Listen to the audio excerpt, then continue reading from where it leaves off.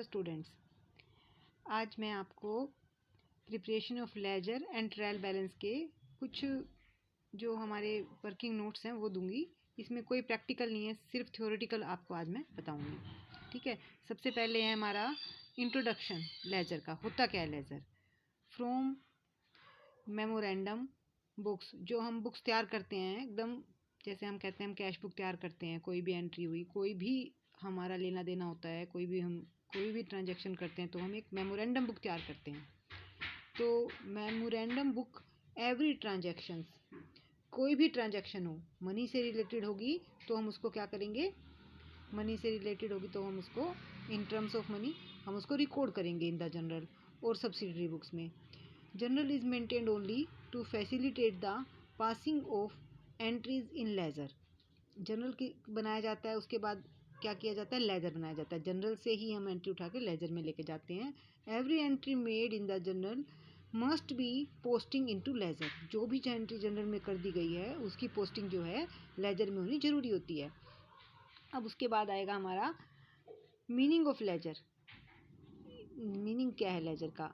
The book which contain accounts is known as a ledger. एक ऐसी book जो हमें अकाउंट्स कंटेन करती है सारे, वो हमारी लेजर कहलाती है। उसके बाद आता है टाइप्स ऑफ लेजर। लेजर कितने तरह का होता है? मेनली लेजर 3 टाइप्स का होता है। एक तो होता है डेटर लेजर, दूसरा होता है क्रेडिटर लेजर, थर्ड होता है जनरल लेजर। डेटर लेजर में हम सिर्फ उनकी एंट्रीज करते हैं जिनसे हमने पैसा लेना है। अगर मान लो हमने कोई सेल की है, उधार में सेल की है, अब एक व्यक्ति को तो हम सेल नहीं करते हैं, हम चाहते हैं हमारे तो हज़ारों कस्टमर होते हैं, या फिर कुछ में हज़ारों में से 100 ऐसे भी होते हैं जिनसे हम उधार लेन देन करते हैं। तो डेटर्स में वो 100 के नाम आ जाएंगे, अलग अलग 100 जो है लेजर हमारे उन उधार व्यक्तियों के, उधार लेने वालों के बन जाएंगे। और एक होते हैं क्रेडिटर, जिनसे हम माल खरीदते हैं, हम उनसे उधार माल भी खरीदते हैं। तो जब हम उधार माल खरीदते हैं तो वो हमारा क्रेडिटर लेजर बन जाते हैं। अब एक ही पार्टी से तो हम हमेशा माल नहीं खरीदेंगे ना, तो हम क्या करते हैं बार्गेनिंग के बेस पर कभी किसी से ले लिया, कभी किसी से ले लिया। इस तरह से हम अलग अलग जो है पार्टी से माल लेते हैं। तो क्रेडिटर लेजर बन गए हमारे कई। अब है जनरल लेजर। जनरल लेजर में हमारी जनरल सारी एक्सपेंसेस आ जाएंगी जो कैश से रिलेटेड हैं, जिसमें हमने डायरेक्ट कैश पे कर दिया और अमाउंट हम कोई भी हमने सामान खरीद लिया। अब कोई भी अगर हमने आइटम खरीद लिया तो उसकी एंट्री तो होगी ना, तो वो उससे रिलेटेड लेजर बन जाएगा। ठीक है, उसके बाद है rules of posting for subsidiary books. अब हम सब्सिडरी बुक्स जो होती हैं, हमारी मेन बुक तो हमारी वही होगी कैश बुक, एक होती है सब्सिडरी बुक्स, तो उसमें भी पोस्टिंग हम करते हैं। तो posting from debit side of the cash book. अब कैश बुक मेन बुक होती है हमारी सब्सिडरी बुक्स में, सबसे पहले मेन बुक हमारी कैश बुक होती है। अच्छा, अब उसके बाद posting from credit side of the cash book. Debit side में हमने क्या क्या पोस्टिंग कर रखी है वो हम लेके जाएंगे लेजर में। फिर कैश बुक से क्रेडिट साइड से लेंगे हम। फिर पोस्टिंग फ्रॉम हम परचेज बुक से करेंगे पोस्टिंग, फिर हम सेल्स बुक से करेंगे, उसके बाद परचेज रिटर्न बुक, फिर सेल्स रिटर्न बुक से करेंगे। ठीक है, अब हमारी सब्सिडरी बुक्स कौन कौन सी मानी जाती हैं? परचेज बुक, फिर है सेल्स बुक, थर्ड है हमारी purchase return book, sales return book.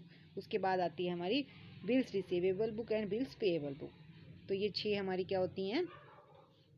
Subsidiary books होती हैं। इसके बाद हम करेंगे अब ट्रायल बैलेंस के बारे में कि ट्रायल बैलेंस क्या होता है। सबसे पहले तो हम बताएंगे ट्रायल बैलेंस का मीनिंग क्या है, क्या होता है ट्रायल बैलेंस। अब जब हम लेजर में पोस्टिंग कर देते हैं, after preparing ledger we prepare trial balance. ठीक है, सबसे पहले हम लेजर बनाते हैं। लेजर में हमने एक व्यक्ति का मान लो हमने लेजर बनाया, उसके डेबिट में भी कुछ हमने लिखा, कुछ हमने अमाउंट उसके क्रेडिट में लिखे।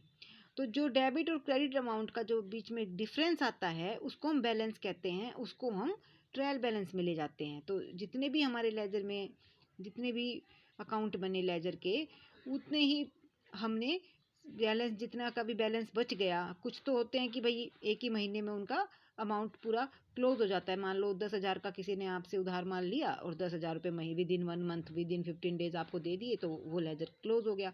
तो वो तो ट्रायल बैलेंस में आएगा नहीं। ट्रायल बैलेंस में कौन सा लेजर आता है?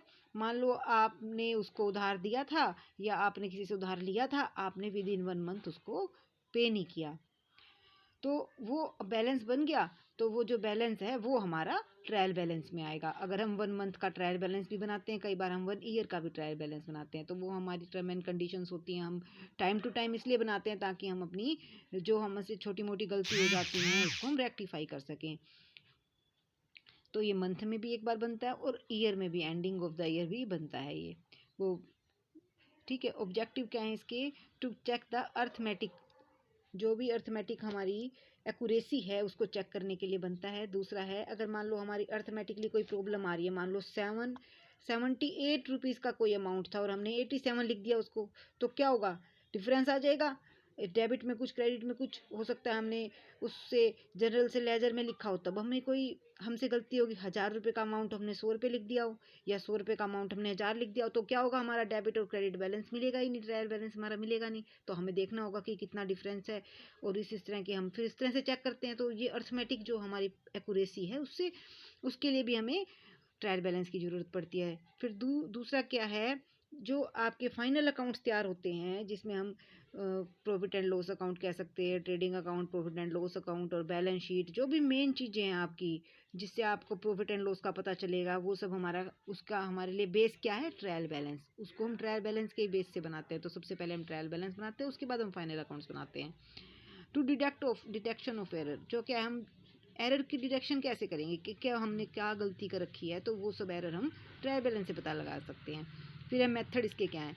इसका फर्स्ट मेथड है टोटल मेथड, सेकंड है बैलेंस मेथड, थर्ड है टोटल एंड बैलेंस मेथड। इस तरह से इसके 3 मेथड है। ये तो हमारा थ्योरेटिकल पोर्शन है।